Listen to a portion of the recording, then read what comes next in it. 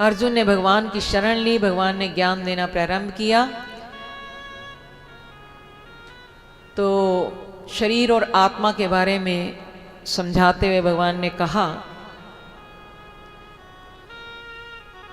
ये शरीर नाशवान है और आत्मा अजर अमर अविनाशी है। शरीर सदा रहने वाला नहीं और आत्मा कभी मरने वाला नहीं।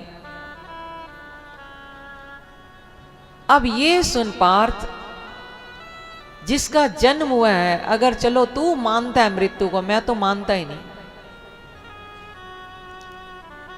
जिसका जन्म हुआ है उसकी मृत्यु निश्चित है, जिसकी मृत्यु हुई है उसका दोबारा जन्म भी निश्चित है।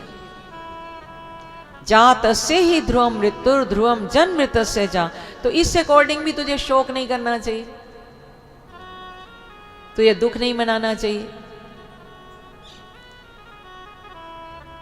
इस समय तो तेरे दोनों हाथ में लड्डू हैं। अर्जुन ये जीव है, ध्यान देना, ये ज्ञान हमारे लिए, हमारे भी दोनों हाथ में लड्डू हैं। कैसे?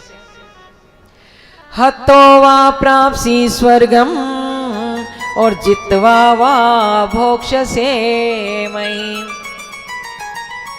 एक क्षत्रिय के लिए युद्ध करना, उसके लिए स्वर्ग का खुला हुआ द्वार होता है। पार्थ, अगर तू इस युद्ध में मारा गया सीधा स्वर्ग में जाएगा। हतो वा प्राप्सी स्वर्गम, तुझे स्वर्ग की प्राप्ति हो जाएगी। और अगर युद्ध करता हुआ जीत जाएगा तो धरती का राज भोगेगा। जैसे अर्जुन ने भरी सभा में प्रतिज्ञा की थी, मैं युद्ध करके राज लूंगा। जब द्रौपदी का भरी सभा में अपमान किया गया, दोबारा इनको राज्य मिल गया और फिर भी उसने छल से छीन लिया, तो बोले मैं युद्ध करके राज लेके रहूंगा। भरी सभा में प्रतिज्ञा की अर्जुन ने।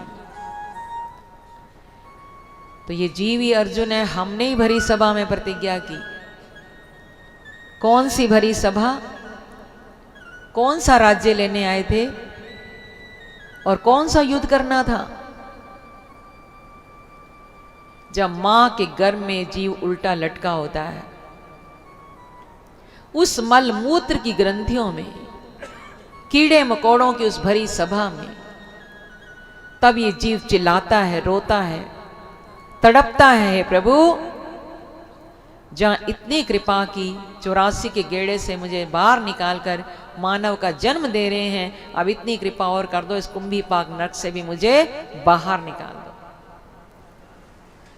तो तू क्या करेगा? फिर बाहर जाकर पाप करेगा? बोले अब मैं कोई पाप नहीं करूंगा। भगवान ने कृपा की, बाहर आए। जैसे अर्जुन रण क्षेत्र में आए, जब अपनों को देखा तो अपनी प्रतिज्ञा भूल गए।